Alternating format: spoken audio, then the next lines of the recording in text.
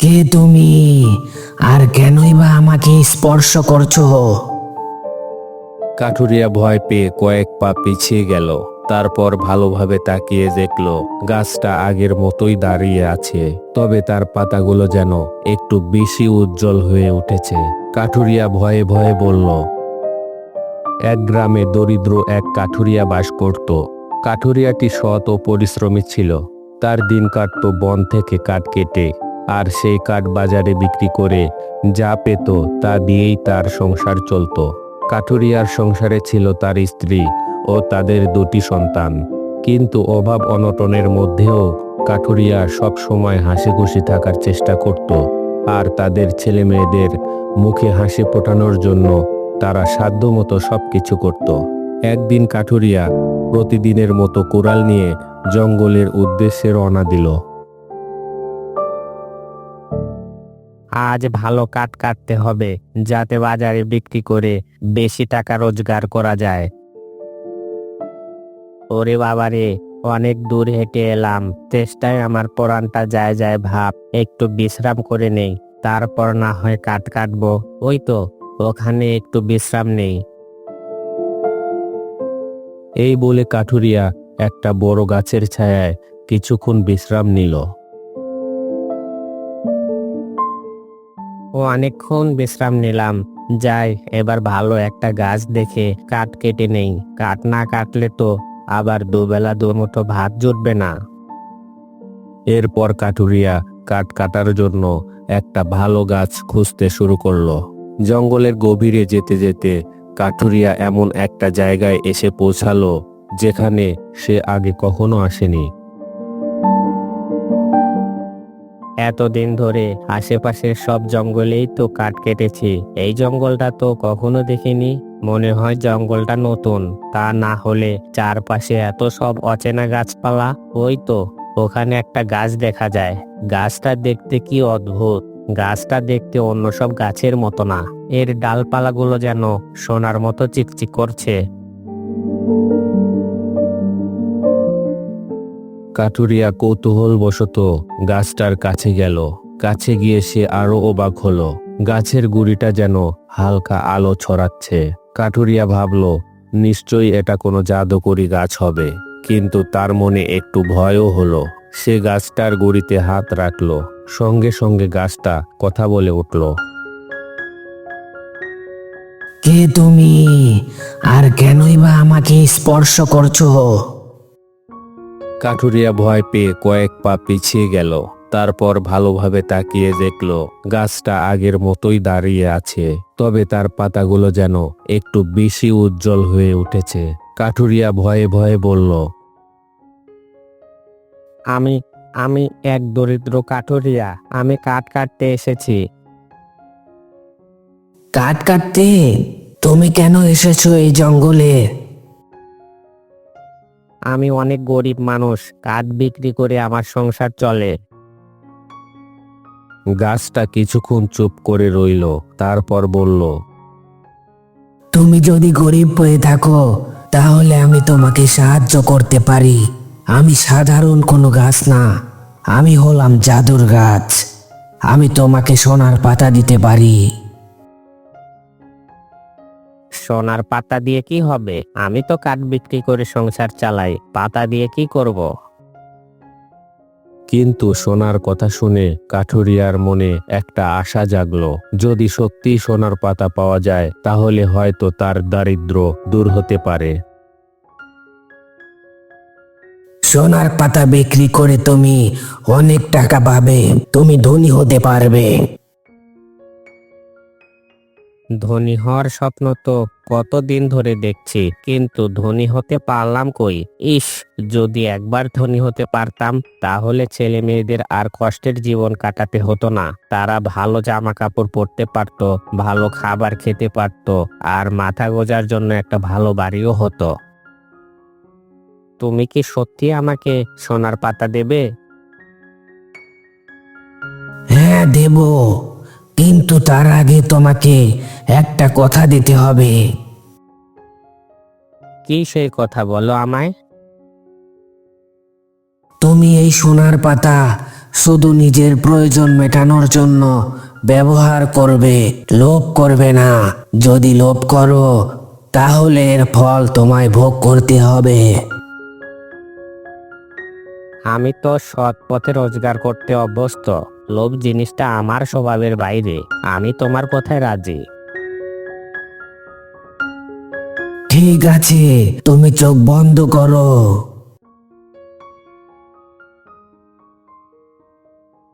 কাঠুরিয়া চোখ বন্ধ করার সঙ্গে সঙ্গে তার হাতে একটা সোনার পাতা এলো। চোখ খুললে কাঠুরিয়া দেখলো তার হাতের পাতাটা সত্যি সোনার তৈরি।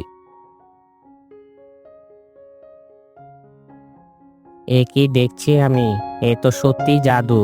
আমার তো বিশ্বাস হচ্ছে না। এটা তো সত্যি সোনার তৈরি। জাদুর গাছ, তোমাকে ধন্যবাদ আমাকে সাহায্য করার জন্য।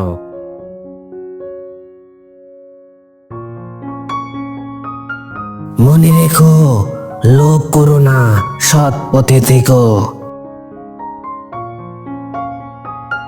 এরপর সোনার পাতাটা নিয়ে কাঠুরিয়া বাড়ির দিকে রওনা দিল।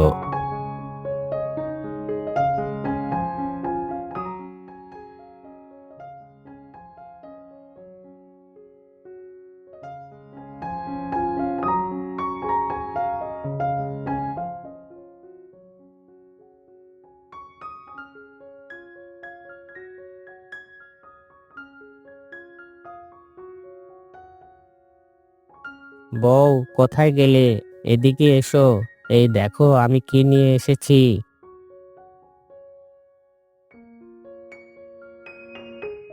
কি হয়েছে তোমার? এত হাঁপাচ্ছ কেন? আজ থেকে আমাদের আর অভাব থাকবে না। আর আমাদের সংসারের সুখের দিন শুরু হলো। এই নাও দেখো আমি কি নিয়ে এসেছি। সোনার পাতাটা বের করে কাঠুরিয়া তার স্ত্রীর হাতে দিল। ও মা, এটা তো দেখছি একটা সোনার পাতা। এই পাতা তুমি কোথায় পেলে গো? এই পাতা বিক্রি করলে তো অনেক টাকা পাওয়া যাবে। আমায় সত্যি করে বলো না গো, এই পাতা তুমি কোথায় পেলে?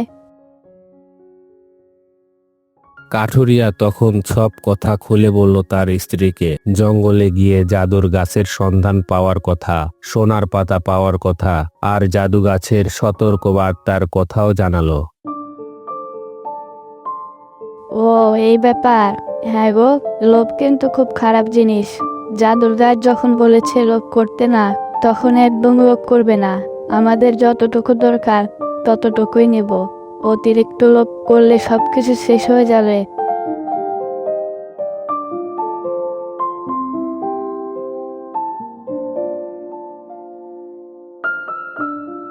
পরের দিন কাঠুরিয়া সোনার পাতাটা বাজারে নিয়ে গেল। সে একজন স্বর্ণকারের দোকানে গিয়ে পাতাটা দেখালো। স্বর্ণকার সোনার পাতা দেখে তো অবাক। এমন খাঁটি সোনা সে জীবনে দেখেনি। সে ভালো দাম দিয়ে পাতাটা কিনে নিল। সেই দিন থেকে কাঠুরিয়ার জীবন ধীরে ধীরে বদলাতে শুরু করলো। সে নিয়মিত জঙ্গলে যেত, জাদুর গাছের থেকে সোনার পাতা নিত, আর সেই পাতা বিক্রি করে যে টাকা পেত তা দিয়ে কাঠুরিয়া নতুন একটা পাকা বাড়ি বানালো। ছেলে মেয়েদের ভালো স্কুলে ভর্তি করালো। এভাবেই কাঠুরিয়ার পরিবারে সুখ ফিরে এলো। কাঠুরিয়ার মনেও ধীরে ধীরে লোভ বাসা বাঁধতে শুরু করলো। একদিন কাঠুরিয়া ভাবলো, আমি তো রোজ একটা করে সোনার পাতা নিই। যদি দুটো করে নিই তাহলে কেমন হয়? আরো বেশি টাকা রোজগার করতে পারবো। বেশি টাকা হলে আরো ভালো থাকা যাবে।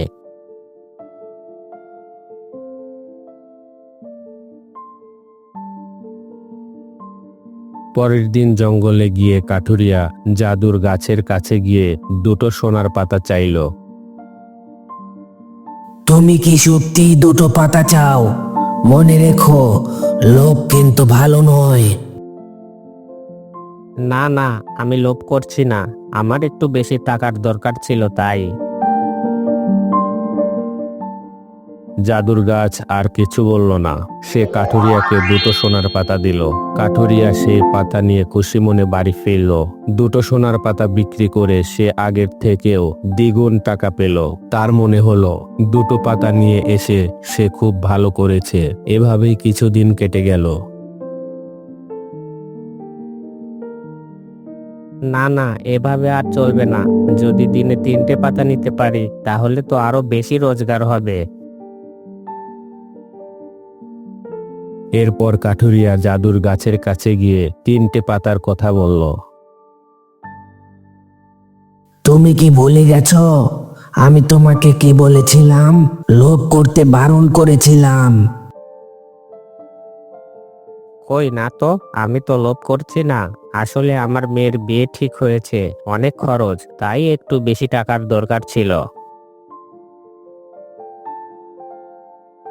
ঠিক আছে, আজ আমি তোমাকে 3টে পাতা দেব, কিন্তু আর কখনো যেন এমন না হয়। আর বিয়ের পরে তুমি আবার আগের মতো একটা করে পাতা নেবে, কেমন? ঠিক আছে, এরপর থেকে একটা করে পাতা নিব।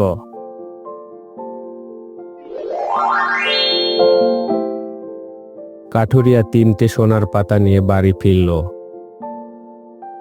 3টে পাতাতেও যেন তার যথেষ্ট মনে হচ্ছে না। তার মনে আরো বেশি টাকার লোভ জাগলো। জাদুর গাছ যদি রোজ 3টে সোনার পাতা দিতে রাজি হয় তাহলে কেন আমি আরো বেশি নেব না? যদি দিনে 5টা পাতা পাই তাহলে তো আর কোনো অভাবই থাকবে না আমার। হা হা হা হা হা। এই লোভের চিন্তায় কাঠুরিয়া আর নিজেকে সামলাতে পারল না। পরের দিন সে আবার জঙ্গলে গেল আর জাদুর গাছের কাছে 5টা সোনার পাতা চাইল। কাটুরিয়া, তুমি এত লোভী হয়ে গেছো। আমি তোমাকে বিশ্বাস করেছিলাম, আর তুমি কি না? বিশ্বাস করো, আমি লোভ করছি না। আসলে থামো লোভী কাটুরিয়া, আর কোনো কথা না। তুমি আমার কথা রাখোনি, তুমি লোভের ফাঁদে পা দিয়েছো। আমি তোমাকে আর কোনো জাদু দেখাবো না। আজ থেকে আমার সব জাদু শেষ হয়ে গেল। কথা শেষ হওয়ার সঙ্গে সঙ্গেই জাদুর গাছটি হাওয়ায় মিলিয়ে গেল।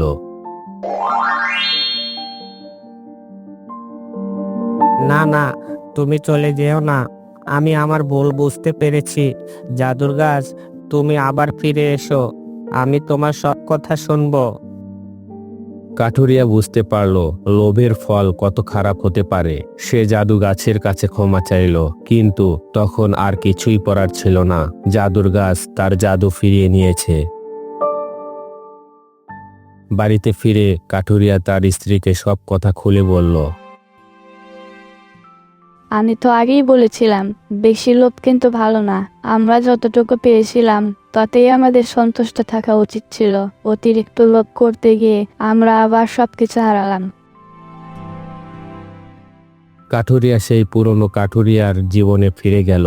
একদিন কাঠুরিয়া জঙ্গলে কাঠ কাটতে গিয়ে সে একটা গাছের নিচে বসে বিশ্রাম নিচ্ছিল। এমন সময় তার কানে জাদুর গাছের সেই কথাগুলো আবার ভেসে এলো। মনে রেখো, লোভ করো না, সৎ পথে থেকো।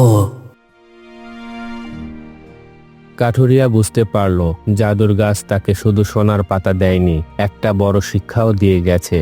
যে মানুষ সৎ পথে চলে আর অল্পে সন্তুষ্ট থাকে, সেই হলো সত্যিকারের ধনী।